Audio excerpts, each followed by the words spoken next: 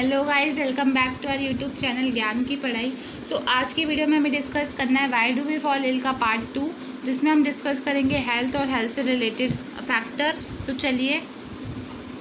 Guys, अगर आपको भी हमारा चैनल अच्छा लगता है तो आपको क्या करना है, तो आपको सिंपली क्या करना है, वीडियो को लाइक, चैनल को सब्सक्राइब एंड बेल आइकन दबा देनी है, ताकि हमारी आने वाली वीडियोज़ की आपको नोटिफिकेशन अपलोड होते ही मिल जाए।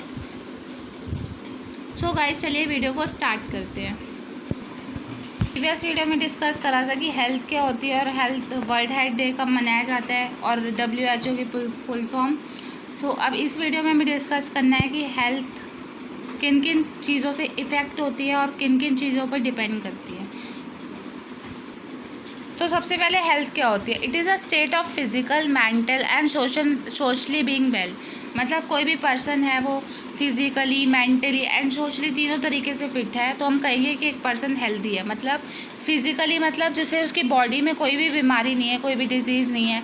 मेंटली, उसके ब्रेन में कोई प्रॉब्लम नहीं है, वो मेंटली भी परफेक्ट है। एंड सोशली, उसके आसपास का जो इन्वायरमेंट है वो भी ठीक ठाक है, कोई उसमें भी प्रॉब्लम नहीं है, तो हम कहेंगे कि एक पर्सन हेल्दी है।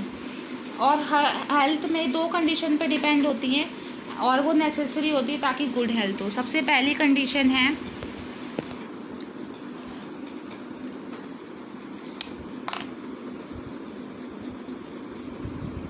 Good physical and economical, good physical and social environment.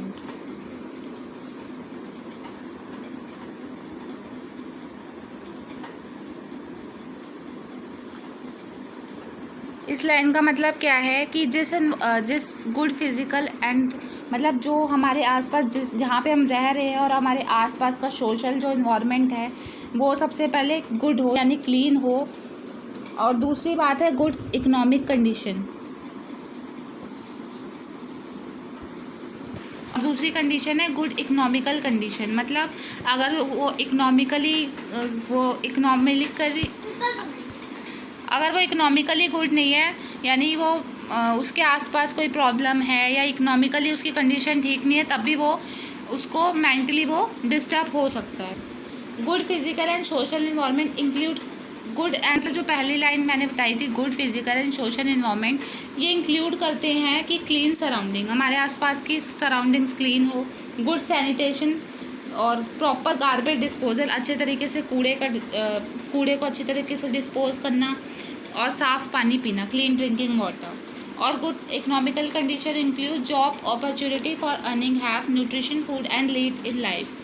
जब लोग अच्छा अर्न करेंगे, यानी अच्छा खासा कमाएंगे, तो वो अच्छा खासा खा भी सकते हैं और प्रॉपर सारे न्यूट्रिशन के फूड्स के भी ले सकते हैं। इसलिए इकोनॉमिकली गुड होना भी बहुत ज़्यादा इम्पॉर्टेंट है। अगर लोगों के पास जॉब्स नहीं होंगी तो वो अच्छे तरीके से न्यूट्रिशन फूड नहीं ले पाएंगे एंड उनकी जो हेल्दी लाइफ है वो डिस्टर्ब हो जाएगी। इकोनॉमिकली भी गुड होना उतना ही इम्पॉर्टेंट है जितना फिजिकली और सोशली इम्पॉर्टेंट है। People and community issue both matter for health. जो पर्सनल इशू होते हैं या फिर कम्युनिटी इशू होते हैं, दोनों मैटर करते हैं हेल्थ के लिए। कम्युनिटी हेल्थ क्या हो गई, all those activities which people do both individually and in group, the development of society conclude the community health. अब कोई भी सोसाइटी में एक जने की तबीयत ख़राब हो गई तो फिर सबकी धीरे धीरे करके तबीयत ख़राब हो सकती है। कम्युनिटी मतलब हो गया ग्रुप में, कोई भी डिजीज़ फैल रही है तो वो एक ग्रुप में फैल रही है, इसका मतलब कि पूरी कम्युनिटी उस डिजीज़ से। एंड सेकंड कंडीशन है पर्सनली। तो जो पीपल है वो खुद ही डिजीज़ से इफ़ेक्ट है, तो कहेंगे कि वो पर्सन है वो पर्सनली एंड कम्युनिटी दोनों से वीक है। एंड थर्ड है we protect ourselves by keeping our body clean. हम अपनी बॉडी को क्लीन करके भी अपने आप को प्रोटेक्ट कर सकते हैं डिजीज़ से। For this we also require a good and healthy environment in our surrounding. इसके लिए हमें अपने इन्वायरमेंट को, अपनी सराउंडिंग्स को गुड करना पड़ेगा, क्लीन करना पड़ेगा, ताकि मतलब हम इकोनॉमिकली भी ठीक रहें एंड सोशली भी ठीक रहें। चौथी कंडीशन है we can have this only by the means of community health and development. हमें जो कम्युनिटी हेल्थ का भी ध्यान रखना है, सिर्फ अपना ही एक पर्सन का ध्यान नहीं रखना, पूरी कम्युनिटी यानी पूरे ग्रुप का ध्यान रखना है। And so both personal and community health are inter related, ये एक दूसरे से रिलेट करती हैं, पर्सनल भी और कम्युनिटी इशू दोनों एक दूसरे से इंटर रिलेट करते हैं। Difference between healthy and disease free, तो इसमें भी बहुत बड़ा डिफरेंस होता है हेल्दी एंड डिजीज़ फ्री में। हेल्दी मतलब हो गया जो सोशली और मेंटली और फिज़िकली तीनों चीज़ों से हेल्दी है, लेकिन डिजीज़ फ्री मतलब हो गया कि उसकी बॉडी में state of absence from disease नहीं है, बट ये बात का कंफर्म नहीं है कि वो सोशली और मेंटली भी फिट है, क्योंकि फिज़िकली फिट होने से सोशल और मेंटली फिट नहीं हो सकते। तो अब इसका डिफरेंस देखते हैं। सो ये रहा difference healthy and disease free में। सबसे पहले हेल्दी में देखते हैं। हेल्दी में it is a being well enough to function well physically, mentally and socially. ये सिर्फ इतना इनफ नहीं होता कि आपके फंक्शन ठीक हो, इसमें आपको फिजिकली, मेंटली एंड सोशली तीनों चीज़ों से आपको हेल्दी होना पड़ेगा सबसे। और इस पे डिजीज़ फ्री में, इसमें it is a state of absence of disease. इसमें आपकी बॉडी में डिजीज़ नहीं होगी तो आप डिजीज़ फ्री आप अपने आप को बोल सकते हैं। सेकेंड है it is refer to the individual physically and social environment. ये रेफ़र करती है सोशल और फिज़िकल दोनों इन्वामेंट में, और ये सिर्फ ओनली इंडिविजुअल रेफ़र करती है।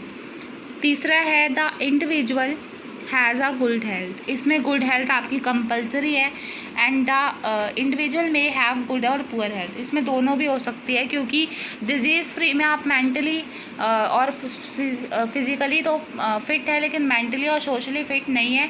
सो इस वजह से आप इसमें आपकी पुअर हेल्थ भी होने के चांसेस भी होते हैं। अब हम करते हैं कि disease can it cure. Disease होती क्यों है एंड इसके कारण क्या है, रीज़न क्या है। तो सबसे पहले what does the disease look like. Disease किसकी तरह दिखती है, क्या इसकी कोई शेप होती है या फिर इसकी कोई टेक्सचर होता है। तो when a person is affected by the disease, either the functioning और द एब्सेंस ऑफ वन और more system for the body will change for the worse. जब कोई पर्सन डिजीज़ से इफ़ेक्ट करता है तो उसकी बॉडी जो होती है उसमें जो फंक्शंस होते हैं उसमें कुछ फंक्शन में प्रॉब्लम आ जाती है, वर्स या फिर वो ख़राब हो जाते हैं। These change give rise symptoms and sign of the disease। वो जो साइंस देते हैं यानी कुछ लक्षण देते हैं या फिर सिम्टम्स देते हैं कि उस पर्सन की डिजीज़ है। लाइक फीवर जब हो जाता है तो उसके हमें सिम्टम्स दिखने लग जाते हैं। बॉडी का टेम्परेचर हाई हो जाता है तो हमें पता चल जाता है कि बॉडी में फ़ीवर है। सो अब वो सिम्टम्स दिखने लग जाते हैं हमें फ़ीवर के।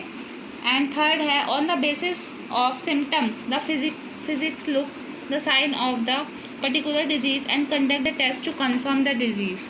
इन चीज़ों के बेसिस पे, सिम्टम्स के ही बेसिस पे डॉक्टर्स जो होते हैं वो डिज़ीज़ का साइन कैचअप करते हैं। मतलब कि किसी पर्सन की डिज़ीज़ है तो डॉक्टर उससे पूछते थे कि सिम्टम क्या है। अगर फ़ीवर है तो वो बताएगा कि टेम्परेचर बॉडी का हाई हो गया तो वो कहेंगे फ़ीवर है, तो फिर वो दवाई बता देते हैं या फिर कोई टेस्ट लिख देते हैं। सो इन्हीं बेसिस पे हम डिज़ीज़ को आइडेंटिफाई कर सकते हैं, पहचान सकते हैं उसके सिम्टम्स देख के। और कई डिजीज़ होती है जो बिना सिम्टम्स की होती हैं, पर वो अलग बात है, इधर सिम्टम्स की बात हो रही है।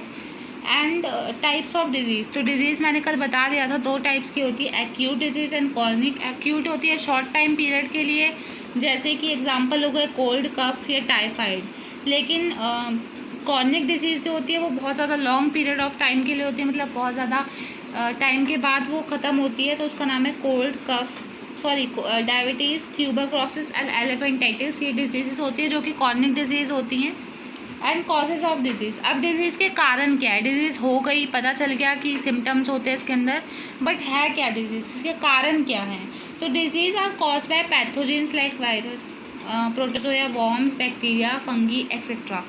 वायरस जो होते हैं वो पाइथोजेंस होते हैं, मतलब जो पाइथोजेंस होते हैं वो कैरियर का काम करते हैं आपकी बॉडी से किसी भी, मतलब जैसे फॉर एग्जांपल कि बहुत दिन से पानी इकट्ठा हो रहा है तो उसमें मच्छर पनप जाते हैं, तो वो मच्छर जो होते हैं वो पैथोजेंस का काम करते हैं, वो आपकी बॉडी में वायरस कैरी करके आपकी बॉडी तक पहुंचाते हैं। मतलब वो अपने ऊपर वायरस कैरी करके आप तक पहुंचाते हैं, आपकी बॉडी तक। सो वो एक पैथोजेंस का काम करते हैं। Pathogens virus, bacteria, fungi, protozoa और वॉर्म्स को कहते हैं। Poor health and under nourishment, अगर आप सही से, आपकी हेल्थ सही नहीं रहती या फिर आप पूरा प्रॉपर नरिशमेंट नहीं लेते, प्रॉपर फूड जो आपको खाना चाहिए आप नहीं लेते, तो उस वजह से भी आपकी डिजीज़ हो सकती है। Heredity and genetic disorder, heredity यानी जीन्स के आपके कोई प्रॉब्लम है, आपका अगर आपके पेरेंट को कोई डिजीज़ है तो वो आपकी हेरिडिटी यानी आपकी करेक्टर वाइज चलती रहती है। मतलब अगर आपके पेरेंट को कोई डिजीज़ है तो वो आपके भी हो जाएगी। फॉर एग्ज़ाम्पल कि कभी कभी किन केसेस में देखा जाता है कि कैंसर भी हो जाता है, मतलब पेरेंट के है तो वो बच्चे के भी ट्रांसफ़र हो जाता है। तो हेरिडिटिक या जेनेटिक डिसऑर्डर की वजह से भी ये हो जाता है। Lack of proper treatment of immunisation, ज़्यादा आपने ट्रीटमेंट कर दिया इम्यूनाइजेशन का। इम्यूनाइजेशन एक प्रोसेस होता है जिसमें कि टीका लगता है इम्यून सिस्टम को बूस्ट करने के लिए। इम्यूनाइजेशन हम आगे डीप में पढ़ेंगे। एंड लास्ट है environment pollution like air water etcetera. Environment भी बहुत ज़्यादा पॉल्यूटेड होता है, तो उसमें एयर पॉल्यूशन हो गया, वाटर पॉल्यूशन, इन सब की वजह से जो आप इफ़ेक्टेड एयर आप ब्रीथ करके ले रहे हैं तो उससे भी इफ़ेक्ट होती है हेल्थ। और या फिर आप इफ़ेक्टेड वाटर पी रहे हैं जो कि पॉल्यूटेड वाटर है तो उससे भी काफ़ी ज़्यादा हेल्थ को इफ़ेक्ट पड़ता है। अब है